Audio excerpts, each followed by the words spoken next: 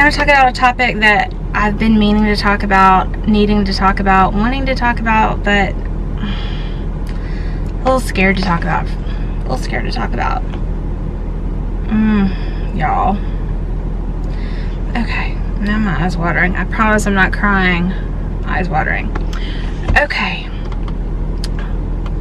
So here's the deal. There's like a shiny spot. Hello. Let's see if I can close that off. There we go.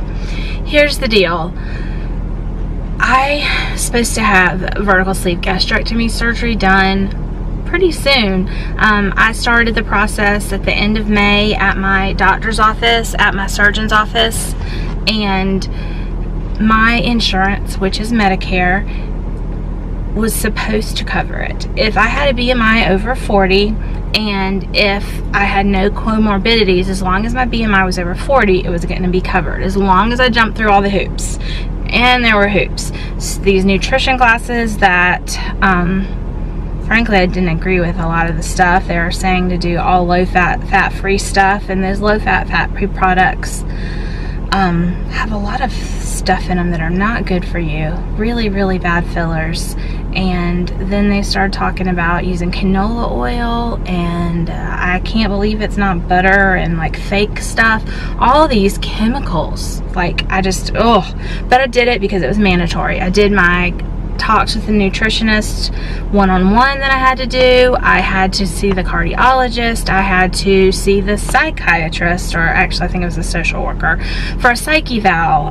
You know, I did all these things, and I've talked about them on here, and you know, it was supposed to be covered. So then we got this horrible news a little over a week ago, which I've already shared, which was my insurance no longer is going to cover it. They have changed their regulations, and now I can't fight it because Medicare is a government-run agency, and when they change their rules, it doesn't matter to them that you had already started under their old rules. They don't care. This is their new rules, and so I could gain even like over 50 more pounds, which not doing, or I could wait until I get a comorbidity. And what that means is, like, I can wait until I'm actually diabetic, not just pre-diabetic. You would have to be diabetic. I could do a sleep study to see if I have sleep apnea, but I don't snore, so I don't have sleep apnea. Or wait until I have a cardiac heart problem. You know, if you have a heart attack, you're good. Just wait. That makes a lot of sense, Medicare. Tons of sense. Anyways, so I went through a freak out period where I was like, what am I going to do? I really need this surgery. I want to get healthier. I want to get this weight off of my joints for my chronic pain issues. I think that it could only help me. And I was, you know, very decided on it. It took me years to come to the conclusion that I would have this surgery. So I don't really want anybody telling me, well, you don't need to have surgery, just lose weight, go to the gym, blah blah blah. I've tried everything, and with my chronic pain condition, I can't go to the gym and kill it like I used to. And I did used to. I used to be a gym rat. I used to go to the gym hours a day, 5 to 6 days a week, and I loved it. Absolutely loved it. I did CrossFit. I loved it. But then I got sick. I hurt my back, then I got fibromyalgia, blah blah blah, all of that stuff, and now my exercise looks like stretching, what most people will consider stretching, or light walking. I can't like rev my heart rate up, because if I do that, I take that back, I can, but if I do it, then I'm in the bed for days, if not a week, every time. So it's just, so I can't be in the bed all the time. I mean, I can't avoid it. Sometimes I am. Sometimes my fibromyalgia has flares, and I pretty much can't do anything. But I try to avoid that when at all possible. One thing that I've learned that helps me avoid that is my ketogenic way of eating. It has helped my inflammation levels in my body immensely. Now, it's not a cure. I understand that I still have chronic pain and I still have fibromyalgia, and keto's not going to make it go away. But between eating keto and taking my smarter curcumin, those two things have helped immensely, and I have a lot less down days, a lot less. I still have them, but they're less. But another reason that I know I need to have this surgery is because I have been eating keto since June, and I did lose 20 pounds initially, which was awesome. And since then, I've been fighting the same 3 to 5 pounds. I'll lose it, I'll gain it. I'll lose it, I'll gain it. If I have one day where I go over my carbs, I gain 5 pounds. And then, you know, it takes me 2 weeks to pull it back off. So, it's been amazing for my health, but not amazing for weight loss for me. I also am on medications, I'm not going to name them, but I'm on multiple medications that cause weight loss, and I'm at the ultimate high dose that it is. And that's for my pain and for my depression and anxiety, things that I can't just quit cold turkey, things I may never be able to quit. I am working on one of them right now, trying to lower the dose, and I would really like to lower the dose of all of them as much as possible, but I don't know how possible that's going to be. So all that said, to come to this. All right, you ready? I am going to have weight loss surgery, vertical sleeve gastrectomy, in Mexico. I know. I flipped out about it. I was super overwhelmed about it. I cried about it. I'm like, you know, I'm a mom, I'm a wife. I can't go to Mexico and die.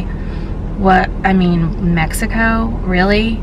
But I've seen, and I feel like this is a God thing. I never was on YouTube. I didn't have a YouTube account. I knew what YouTube was, but it wasn't something I did or looked at.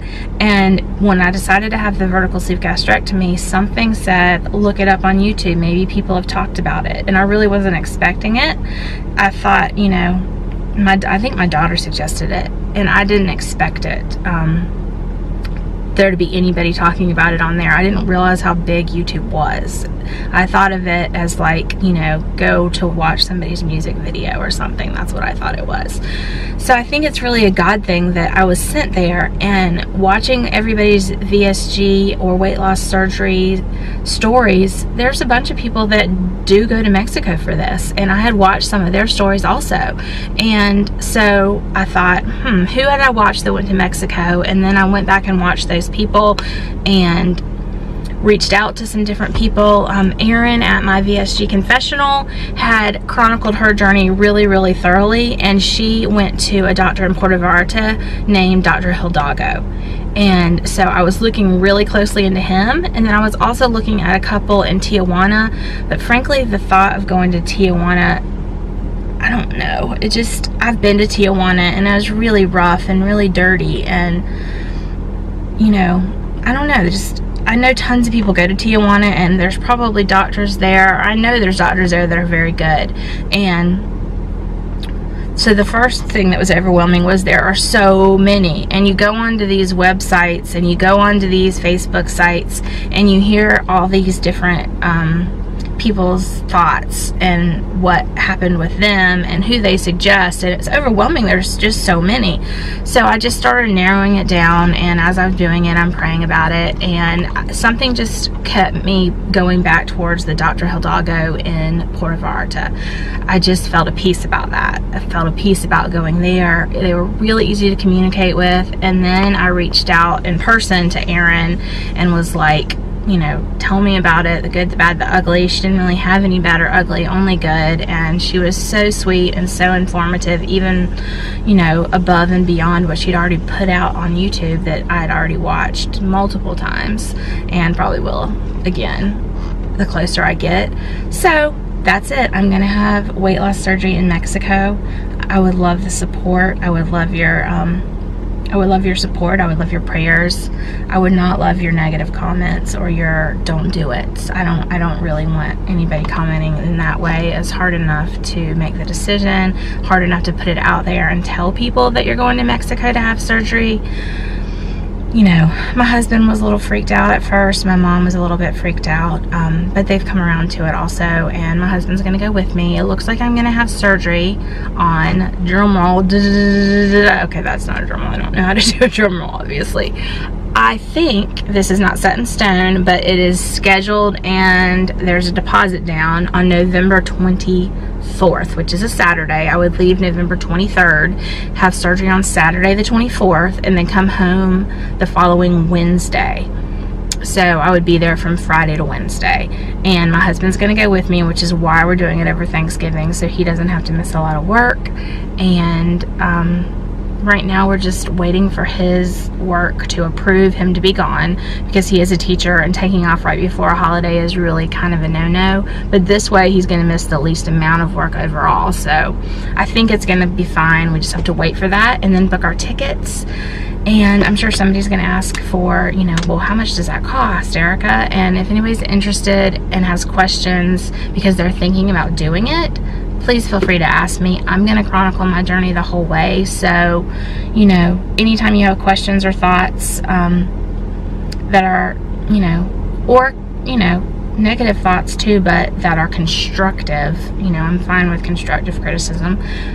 Where am I going? Squirrel, rabbit hole, what do you call that? I don't know. I'm getting off the subject. So basically, super pumped about it, super excited. I feel at peace about it. I no longer am freaked out about the fact that it's in Mexico.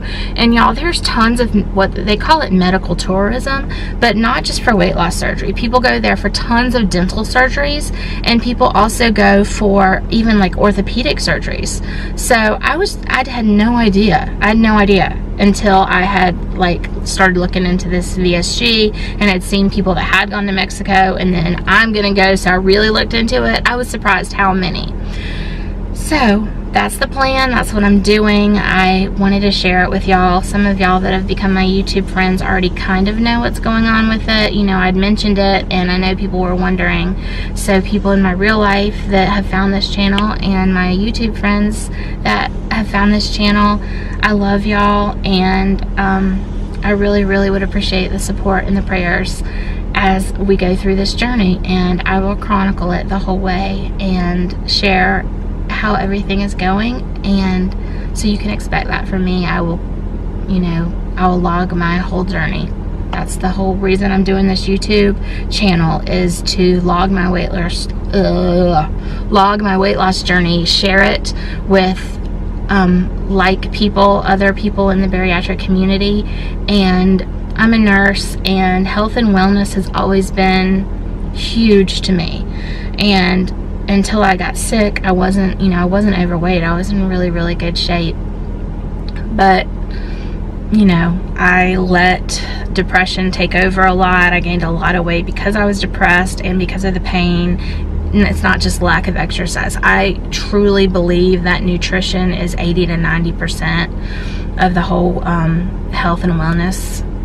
What you put in your body matters so much. So I'm not trying to say that being sick is what made me fat. What made me fat was this crap that I put in my mouth, coupled with the medicine, coupled with no more exercising, because I used to kill it at the gym. So all of those things together, and it's time to get healthy again. It's time to set a good example for my kids.